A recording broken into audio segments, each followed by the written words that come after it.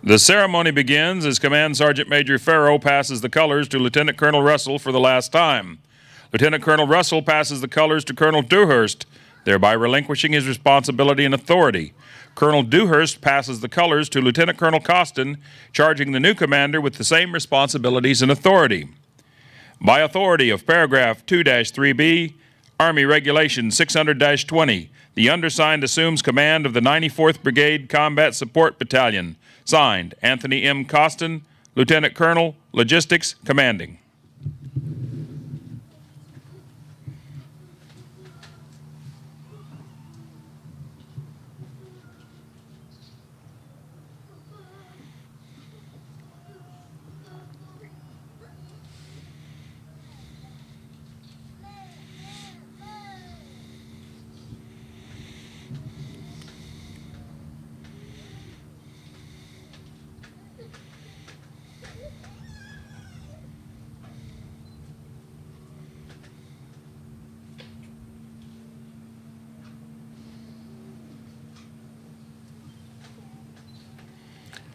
Ladies and gentlemen, the commander of the 4th Brigade Combat Team, 10th Mountain Division, Colonel Mark A. Dewhurst.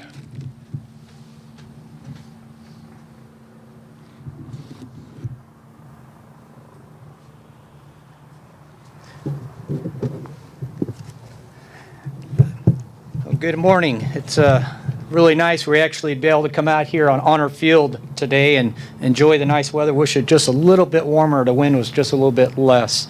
On behalf of Brigadier General Yarborough, unfortunately, he was unable to make it today based on a conference that's going on here on post. Quite a few VIPs are here that he has to attend to. But he sends his regards to the battalion, to both Sam Russell and to Tony Costin.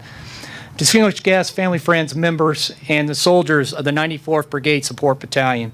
It's great to see this change of command today between Lieutenant Colonel Sam Russell and Lieutenant Colonel Tony Costin, but it's also to honor the Strength and Honor Battalion, the soldiers, the warrior logisticians of the 4th Brigade Combat Team. From maintaining, sustaining, distributing, and providing medical care, this Brigade Combat Team cannot accomplish its mission without the timely and capable support of the Strength and Honor Battalion. The soldiers in front of us today made it happen for 14 months. Unsung heroes throughout Operation Iraqi Freedom, your dedication to the mission, your selfless service to each other, to the unit, and the brigade has not gone unnoticed by me or many others. Everyone, please join me in a round of applause for our warrior logisticians.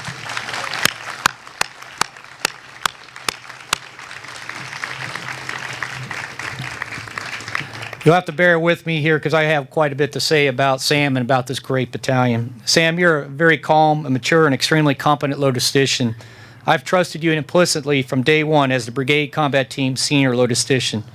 You are by far the best I have seen in my career, and that was proven through 14 months of combat and how much I put on top of you and your battalion to accomplish. The consummate team player, always focusing on the best way to support the Brigade Combat Team, mission focused while simultaneously looking out for the welfare of your soldiers. Deploying to Iraq, I asked the support battalion to cover down on several mission sets. The first being their support mission that included daily deliberate combat logistics patrols all over the brigade area of operations, recovery missions, vehicle sanitization missions, medical operations, equipment regeneration, and maintenance of the ever-increasing various types of MRAP vehicles that received on a daily basis, and the equipment that just kept on coming, and we had to figure out how to maintain it, sustain it, and get parts for it when it just came to theater at the very beginning. I tasked this battalion with the base defense and mayoral responsibilities of Forward Operating Base Rustamaya. Never complaining, well, openly, Sam. You and your staff exceeded my expectations in this mission. You constantly strove to increase the force protection posture of the FOB, from adding barriers outside the FOB to channelize the traffic, to placing observation devices that would best cover areas from IRAM attacks, to increasing the protections of the bunkers on the FOB. You also instituted the coveted weight-reducing program, I like to call it, by having us all fill a sandbag. You remember that? Filling the sandbag, and whenever we entered the dining facility on FOB Rustamaya to eat, this, for some reason, had it inadvertently reduced the head count, which also reduced the ration requirements, which also reduced the number of combat logistics patrols that we had to put out for the brigade. So always a forward-thinking logistician. After the, unfortunately, the March Madness period, I asked Sam again and his battalion to do more by establishing a more robust logistics capability at Joint Security Station, SUJ, up in the northern part of our sector where 230 Infantry had a company stationed at.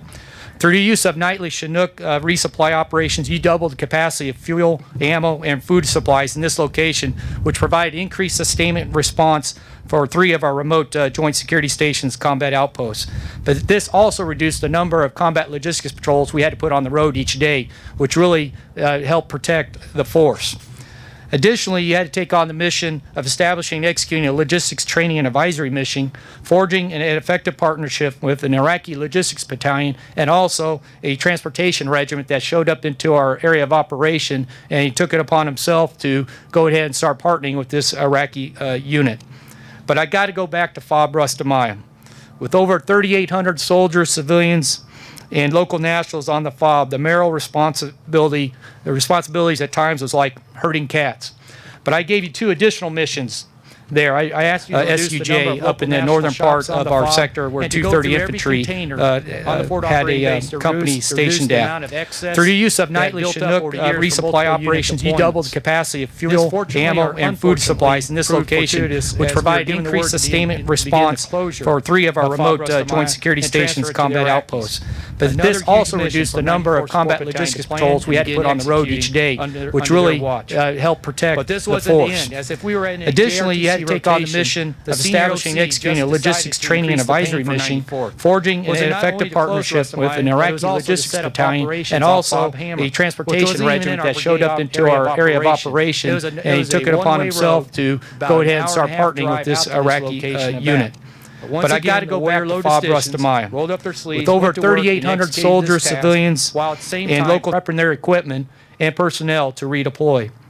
Needless to say, the last few weeks in Iraq were quite adventurous for the Strength and Honor Battalion. And I also would be remiss because I have some people in the support battalion that they're near and dear to my heart, and I always like to visit them, and that's the Water Dogs of Alpha Company. Operating the Ropew sites at 3 Joint Security Stations, we were able to provide critical potable water for not only our soldiers, but for thousands of Iraqi civilians on a daily basis and late in the summer.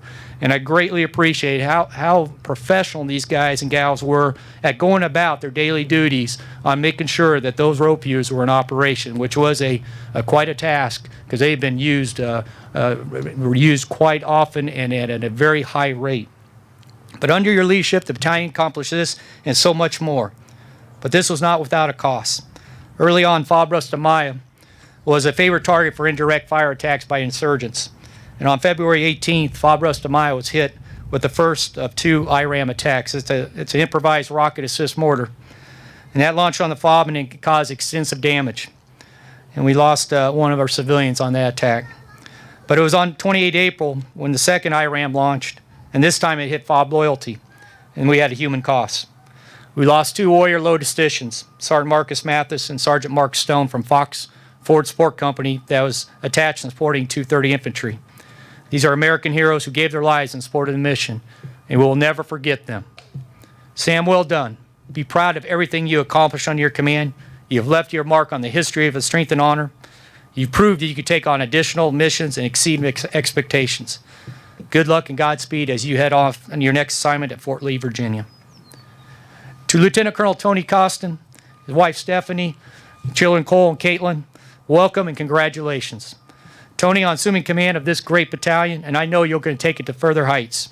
You're a veteran of Operation Iraqi 1 and Iraqi Freedom 5, and you bring a wealth of experience to this battalion and the brigade combat team. And I have the highest confidence in your abilities to reset this battalion, to train and prepare it for its next deployment. And Tony, I ask you just remember to create an environment where our soldiers can be all they can be and to treat others as you want them to treat you. Again, thank you for attending today's ceremony and sharing in this important event. Forge for War, climb to glory.